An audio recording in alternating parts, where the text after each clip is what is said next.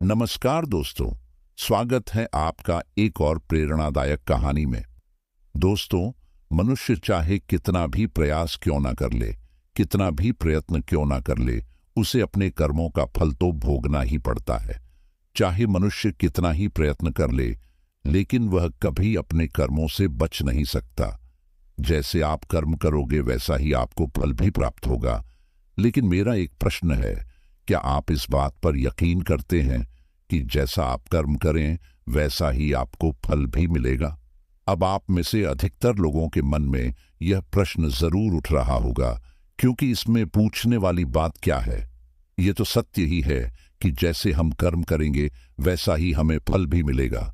लेकिन एक बार के लिए आंखें बंद करके अपने आप से यह प्रश्न कीजिए कि आपको इस प्रश्न का उत्तर स्पष्टता से नहीं मिल पाएगा। कहीं ना कहीं आपके मन में एक संशय जरूर होगा कि क्या यह बात सच है या झूठ। दोस्तों, आज इस कहानी से हम समझेंगे कर्मों का खेल। आखिर अच्छे कर्मों का फल अच्छा और बुरे कर्मों का फल बुरा कैसे होता है। बहुत समय पहले की बात है, किसी गांव में एक बहुत ही जानी पंडित रहता था। एक दिन वह अपने बचपन के दोस्त से मिलने के लिए दूसरे गांव में जा रहा था। उसका वह दोस्त बचपन से ही गूंगा और एक पैर से अपाहिज था। उस पंडित के गांव से उसके दोस्त का घर काफी दूर था। वहां जाने के लिए बीच बीच में कई सारे छोटे छोटे गांव पड़ते थे। पंडित रास्ते में अपनी धुन में चला जा रहा था। चलते चलते उसकी मुलाकात एक व्यक्ति से होती है। रास्ते में उसे एक आदमी मिलता है। ऐसा लगता था कि वह किसी का इंतजार कर रहा था और वह भी पंडित के साथ चलने लगता है। उस आदमी को देखकर पंडित बहुत खुश हो जाता है। उसने सोचा, चलो अच्छा हुआ, साथ साथ चलने से उसका सफर आसानी से कट जाएगा। बात की शुरुआत करने के लिए उस पंडित ने उस व्यक्ति से उसका नाम पूछा तो उसने अपना नाम धर्मराज बताया। पंडित को यह नाम कुछ अजीब सा लगता है, लेकिन उसने नाम के विषय में कुछ और पूछना उचित नहीं समझा। दोनों धीरे धीरे साथ में चल रहे थे। तभी रास्ते में एक गांव आता है। गांव का प्रवेश द्वार आते ही धर्मराज ने पंडित से कहा, तुम आगे चलो, मुझे इस गांव में एक काम है, मैं तुमसे आगे मिलता हूं। पंडित ने कहा, ठीक है। वह आगे रास्ते में चल देता है। कुछ देर बाद उस गांव में खबर फैली कि एक व्यक्ति को सांड ने अपनी सींग में फंसाकर मार दिया है। जैसे ही सांड ने उस व्यक्ति को मारा, ठीक कुछ ही देर में धर्मराज पंडित के पास आ गया और फिर दोनों चलना शुरू कर देते हैं और चलते चलते एक दूसरे गांव के द्वार पर पहुंच जाते हैं। उस गांव के बाहर एक बड़ा और विशाल मंदिर बना हुआ था। वहां पर आराम करने की सुविधा काफी बढ़िया लग रही थी। पंडित के दोस्त का घर अभी वहां से बहुत दूर था और रात भी होने वाली थी, तो पंडित ने धर्मराज से कहा, रात होने वाली है, पूरे दिन चलते चलते थक भी चुके हैं और भूख भी लग रही है, तो यहाँ पर भोजन करके यहीं पर हम विश्राम कर लेते हैं। फिर सुबह के समय आराम से आगे की यात्रा जारी करेंगे। धर्मराज ने कहा, ठीक है, मुझे इस गांव में किसी को कुछ जरूरी सामान देने जाना है। तुम भोजन करके आराम करो, मैं बाद में आकर भोजन कर लूंगा। इतना कहकर वह वहां से चला जाता है। लेकिन उसके जाने के कुछ ही देर बाद धुआं उठता हुआ दिखाई देता है और देखते ही देखते पूरे गांव में आग लग जाती है। पंडित ने हैरानी से सोचा कि यह धर्मराज जहां भी जाता है वहां कोई ना कोई अनहोनी जरूर हो जाती है। कुछ तो गड़बड़ है इस व्यक्ति में।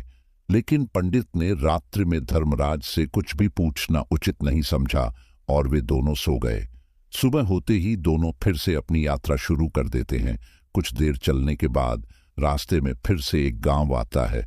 धर्मराज ने फिर पंडित से कहा, आप आगे चलिए, मुझे इस गांव में अपने मित्र से मिलने जाना है। मैं अपने दोस्त से मिलने के बाद आगे रास्ते में मिलूंगा।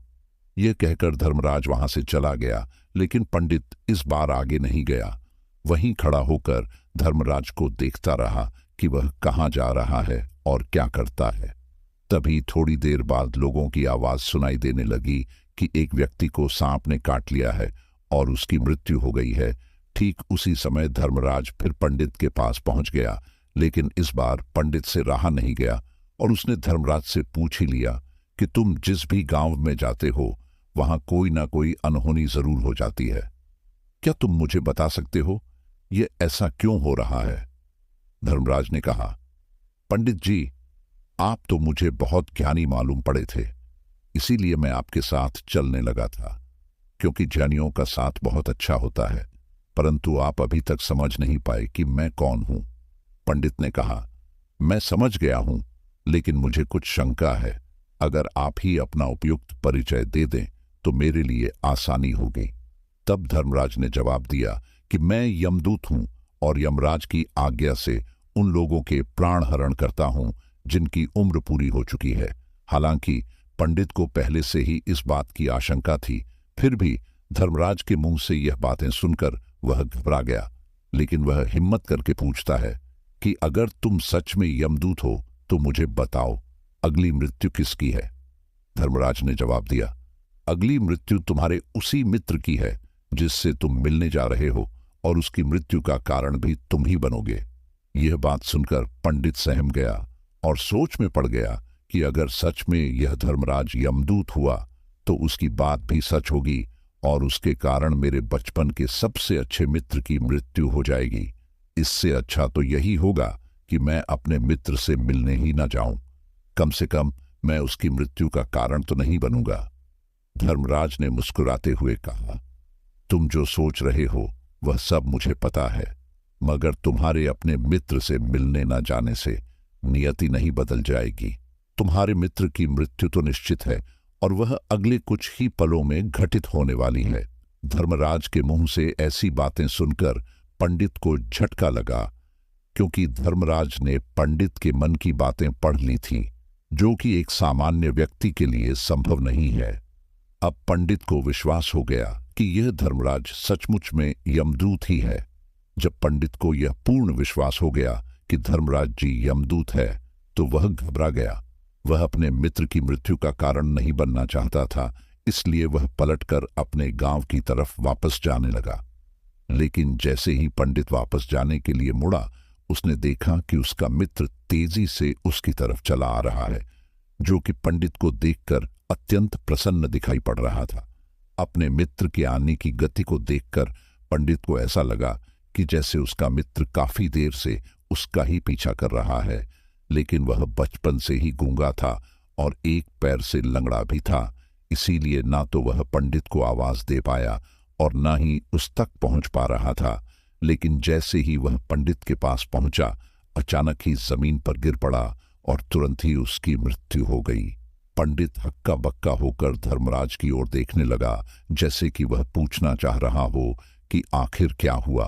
धर्मराज पंडित के मन में उठ रहे प्रश्नों को समझ गया और बोला, तुम्हारे मित्र ने पिछले गांव में ही तुम्हें देख लिया था और वे वहीं से तुम्हारा पीछा कर रहा था, लेकिन गूंगा और लंगड़ा होने की वजह से वह तुम तक नहीं पहुंच पाया। उसने अपनी पूरी ताकत लगाकर तुम तक पहुंचने का प्रयास किया, लेकिन बुढ़ापे में बचपन जैसी ताकत नहीं होती, इसलिए दिल का दौरा होने के कारण उसकी मृत्यु हो गई। क्योंकि वह तुमसे मिलने के लिए अपनी सीमाओं को तोड़कर तुम्हारे पीछे भाग रहा था, इसलिए अपने मित्र की मृत्यु का कारण भी तुम ही कहलाओगे।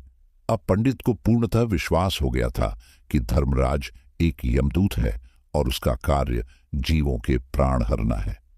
लेकिन पंडित एक ज्ञानी व्यक्ति था। वह यह भी जानता था कि मृत्यु पर किसी का वश नहीं है, सबको एक ना एक दिन मरना ही है। यही सोचकर उसने अपने आप को संभाल लिया। लेकिन अचानक ही पंडित के मन में अपनी मृत्यु के बारे में जानने की इच्छा हुई, इसलिए उसने धर्मराज से पूछा कि जब मृत्यु मेरे दोस्त की होनी थी तो तुम शुरू से ही मेरे साथ क्यों चल रहे थे? यह प्रश्न सुनकर धर्मराज जोर से हंसा और बोला, मैं तो हर पल हर क्षण सभी के साथ चलता हूं, किंतु लोग पहचान नहीं पाते, क्योंकि लोगों के पास अपनी समस्याओं के अलावा किसी और व्यक्ति, वस्तु या घटना के बारे में सोचने, समझने या उसे देखने का समय ही नहीं होता। पंडित ने कहा, तो क्या तुम यह बता सकते हो कि मेरी मृत्यु कब, कहां और कैसे होगी? धर्मराज ने कहा, हालांकि किसी भी सामान्य जीव के लिए अपनी मृत्यु के बारे में जानना ठीक नहीं है, क्योंकि कोई भी जीव अपनी मृत्यु के बारे में जानकर बहुत दुखी हो जाता है। हालांकि तुम ज्ञानी व्यक्ति मालूम पड़ते हो, और तुमने जिस तरीके से अपने मित्र की मृत्यु को सहन कर लिया, उसे देखकर लगता है कि तुम अपनी मृत्यु के बारे में जानकर भी दुखी नहीं होंगे। धर्मराज ने कहा, तो सुनो, तुम्हारी मृत्यु आज से ठीक 6 महीने बाद आज ही के दिन किसी दूसरे राज्य में फांसी लगने से होगी। और सबसे हैरानी की बात तो ये होगी कि तुम स्वयं ही खुशी से उस फांसी को स्वीकार कर लोगे। इतना कहकर धर्मराज वहां से चला गया, क्योंकि अब धर्मराज के पास पंडित के साथ चलते रहने का कोई कारण न था। इसके बाद पंडित ने अपने मित्र के शरीर का अंतिम संस्कार किया और यथाशक्ति उसका क्रियाकर्म करके अपने गांव वापस आ गया। लेकिन कोई व्यक्ति कितना भी ज्ञानी क्यों ना हो, अपनी मृत्यु के बारे में जानकर दुखी तो होता ही है और मृत्यु से बचने का कोई न कोई उपाय भी खोजता है। पंडित ने भी वही किया। उसकी पहचान उस राज्य के राजा तक थी। पंडित ने सोचा कि राजा के पास तो कई सारे ज्ञानी मंत्री हैं, वह मेरी मृत्यु से संबंधित समस्या का कोई ना कोई समाधान निकाल ही लेंगे। पंडित यही सब सोचता हुआ राजदरबार में पहुंच जाता है और राजा से सारी घटना के बारे में बताता है। राजा ने अपने मंत्रियों को सारी समस्या बताई और उनसे सलाह मांगी। अंत में सभी ने विचार विमर्श करके कहा, अगर पंडित की बात सही है तो उसकी मृत्यु भी 6 महीने बाद ही होगी। लेकिन मृत्यु तो तब होगी जब वह किसी दूसरे राज्य में जाएगा। यदि वह किसी दूसरे राज्य में जाए ही ना तो मृत्यु ही नहीं होगी। मंत्रियों की यह सलाह राजा को भी सही लगी। इसके बाद पंडित के रहने की सारी व्यवस्था महल में ही कर दी गई और राजा के आदेश के बिना उस पंडित से किसी को भी नहीं मिलने दिया जाता था। लेकिन पंडित कहीं भी आ जा सकता था ताकि पंडित को यह न लगे कि वह राजा की कैद में है। परंतु पंडित डर के मारे स्वयं ही कहीं आता जाता नहीं था। धीरे धीरे महीने गुजरते गए और पंडित की मृत्यु का समय नजदीक आने लगा और अंततः वह भी दिन आ गया जिस दिन पंडित की मृत्यु होनी थी। जिस दिन पंडित की मृत्यु होनी थी उसकी एक रात पहले पंडित डर के मारे जल्दी ही सो गया ताकि जल्दी से वह रात बीत जाए और अगला दिन आ जाए ताकि उसकी मृत्यु टल सके। यही सोचकर वह जल्दी सो जाता है। लेकिन पंडित को नींद में चलने की बीमारी थी और अपनी इस बीमारी के बारे में वह स्वयं भी नहीं जानता था। तो फिर राजा मंत्री या किसी वैद्य को इसके बारे में बताने का कोई प्रश्न ही नहीं उठता। पंडित अपनी मृत्यु को लेकर बहुत चिंतित था। वह पिछले कई दिनों से ठीक से सो भी नहीं पा रहा था और नींद में चलने की बीमारी भी तभी होती है जब व्यक्ति ठीक से सो नहीं पा रहा हो। उस रात भी पंडित को नींद में चलने का दौरा पड़ा। वह उठा और महल से निकलकर अस्तबल में चला गया। क्योंकि पंडित राजा का खास मेहमान था, इसलिए किसी भी पहरेदार ने उसे नहीं रोका और ना ही किसी तरह की कोई पूछताछ की। अस्तबल में पहुंचकर वह सबसे तेज चलने वाले घोड़े की पीठ पर सवार होकर नींद में ही अपने राज्य की सीमा से बाहर दूसरे पड़ोसी राज्य में चला गया। इतना ही नहीं, वह दूसरे राज्य के राजा के महल में पहुंच गया। उस महल के पहरेदार ने भी उसे नहीं रोका और ना ही कोई पूछताछ की। सभी लोग रात्रि का अंतिम पहर होने के कारण गहरी नींद में थे। वह पंडित सीधे राजा के सैन्य कक्ष में पहुंचा जहां राजा और रानी सो रहे थे। वह पंडित वहीं जाकर सो गया। सुबह हुई तो राजा ने पंडित को रानी के बगल में सोया हुआ देखा तो राजा बहुत क्रोधित हो गया। राजा ने पंडित को कैद करने का आदेश दे दिया। पंडित गिरफ्तार हो गया, लेकिन पंडित तो हैरान था। उसे तो कुछ समझ नहीं आ रहा था कि आखिर वह दूसरे राज्य में और राजा के सैन्य कक्ष में कैसे पहुंचा। लेकिन वहां उसकी यह सब सुनने वाला कोई नहीं था। अगली सुबह राजा ने पंडित को दरबार में पेश करने का आदेश दिया। कुछ देर बाद उस पंडित को दरबार में लाया गया। पंडित को देखते ही राजा इतना क्रोधित हो गया कि उसे फांसी पर चढ़ा देने का आदेश दे दिया। फांसी की सजा सुनकर पंडित डर से कांप गया, लेकिन फिर भी थोड़ी सी हिम्मत जुटाकर राजा से बोला, महाराज, मैं नहीं जानता कि मैं राजमहल तक कैसे पहुंचा। मैं यह भी नहीं जानता हूं कि आपके सैन्य कक्ष तक मैं कैसे आया और आपके महल के किसी पहरेदार या सैनिक ने मुझे रोका क्यों नहीं। लेकिन मैं इतना जरूर जानता हूं कि आज मेरी मृत्यु होनी थी और वह होनी भी जा रही है। राजा को यह बात थोड़ी अजीब लगी। उसने पंडित से पूछा, तुम्हें कैसे पता कि आज तुम्हारी मृत्यु होनी है? राजा के इस प्रश्न के जवाब में पंडित ने पिछले 6 महीने का सारा वाक्य राजा को सुना दिया और बोला, महाराज, मेरा क्या किसी भी सामान्य व्यक्ति में इतना साहस नहीं कि वह राजा के सैन्य कक्ष में राजा की उपस्थिति में रानी के साथ सो जाए। राजा को पंडित की बात में थोड़ा तर्क दिखाई पड़ा, परंतु उसने सोचा कि यह मृत्यु से बचने के लिए धर्मराज और उसके द्वारा अपनी मृत्यु की भविष्यवाणी की कहानी बना रहा है। इसलिए राजा ने पंडित से कहा, यदि तुम्हारी बात सत्य है और आज यह तुम्हारी मृत्यु का दिन है, जैसा कि यमदूत धर्मराज ने तुमसे कहा था, तो आज तुम्हारी मृत्यु का कारण मैं नहीं बनूंगा। लेकिन यदि तुम्हारी बात झूठी निकली तो निश्चित ही आज तुम्हारी मृत्यु का दिन होगा, क्योंकि जिस राज्य से पंडित आया था उस राज्य का राजा इस राजा का मित्र था। इसलिए इस राजा ने तुरंत अपने 2 सैनिकों को पड़ोसी राजा के पास भेजकर पंडित की बात की सत्यता का प्रमाण मांगने भेजा। भेजे गए सैनिक शाम तक लौटे और उन्होंने राजा को बताया कि महाराज, पंडित जो कुछ भी कह रहा है वह सब सत्य है। पड़ोसी राज्य के राजा ने पिछले 6 महीने से पंडित के रहने की सारी व्यवस्था अपने ही महल में कर रखी थी। पंडित राजा का खास मेहमान था। कल शाम राजा आखिरी बार पंडित से उसके कक्ष में मिले थे और उसके बाद यह इस राज्य में कैसे पहुंच गया, इसकी जानकारी किसी को भी नहीं है। इसीलिए उस राज्य के राजा के अनुसार पंडित को फांसी की सजा देना ठीक नहीं है। लेकिन राजा के सामने एक नई समस्या थी, क्योंकि उसने बिना पूरी बात जाने ही पंडित को फांसी की सजा सुना दी थी। इसलिए अगर पंडित को फांसी नहीं दी जाती तो राजा के वचन का अपमान हो जाता। लेकिन अगर राजा की बात का मान रखा जाए तो बेवजह ही एक निर्दोष व्यक्ति की मौत हो जाएगी। राजा ने अपने सभी मंत्रियों से इस बारे में सुझाव मांगा, तो मंत्रियों ने राजा को सुझाव दिया कि महाराज, पंडित को एक कच्चे सूत के धागे से फांसी लगवा दी जाए। इससे आपके कथन का भी मान रह जाएगा और कच्चे सूत के धागे से पंडित को फांसी भी नहीं लगेगी और उसके प्राण भी बच जाएंगे। राजा को मंत्रियों का यह सुझाव पसंद आया और उसने ऐसा ही करने का आदेश दे दिया। पंडित के लिए कच्चे सूत के धागे से फांसी का फंदा बनाया गया और नियम के अनुसार पंडित को फांसी पर चढ़ाया जाने लगा। सभी लोग बहुत खुश थे कि ना तो पंडित मरेगा और ना ही राजा का वचन खाली जाएगा। पंडित को भी पूर्ण विश्वास था, ये सूत के धागे से तो उसकी मृत्यु हो ही नहीं सकती।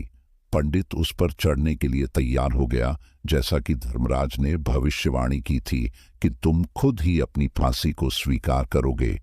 लेकिन जैसे ही पंडित को फांसी दी गई, सूत का धागा तो टूट गया, लेकिन टूटने से पहले उसने अपना काम कर दिया था। पंडित के गले की एक नस सूत के धागे के झटके से कट चुकी थी और पंडित जमीन पर पड़ा तड़प रहा था। उस पल उसके गले से खून की फुहार निकल रही थी और देखते ही देखते पंडित का शरीर पूरी तरह से शांत हो गया। सभी लोग आश्चर्यचकित थे और पंडित को मरता हुआ देख रहे थे। किसी को विश्वास नहीं हो रहा था कि कच्चे सूत के धागे से भी किसी इंसान की मृत्यु हो सकती है। लेकिन घटना तो घट चुकी थी। नियति ने अपना काम कर दिया था और धर्मराज की भविष्यवाणी सच हो चुकी थी। दोस्तों, जो होना होता है वह होकर ही रहता है। हम चाहे कितनी ही सावधानी बरते, कितना ही उपाय कर लें, लेकिन घटना और घटना की पूरी प्रणाली पहले से ही तय होती है, जिसे हम थोड़ा सा भी इधर उधर नहीं कर सकते। दोस्तों, शायद इसीलिए ईश्वर ने हमें भविष्य जानने की क्षमता नहीं दी है, ताकि हम अपने जीवन को ज्यादा बेहतर तरीके से जी सके। और यही बात उस पंडित पर भी लागू होती है। अगर पंडित ने धर्मराज से अपनी मृत्यु के बारे में ना पूछा होता तो 6 महीने तक राजा के महल में कैद रहकर डर डर कर जीने की बजाय ज्यादा बेहतर जीवन जीता। दोस्तों, आशा करता हूं कि आपको ये कहानी अच्छी लगी होगी, तो वीडियो को लाइक करके सब्सक्राइब जरूर कर दे और कमेंट में नमो बुद्धाय लिखना न भूलें। मिलते हैं ऐसे ही किसी प्रेरणादायक कहानी में। तब तक के लिए नमो बुद्धाय।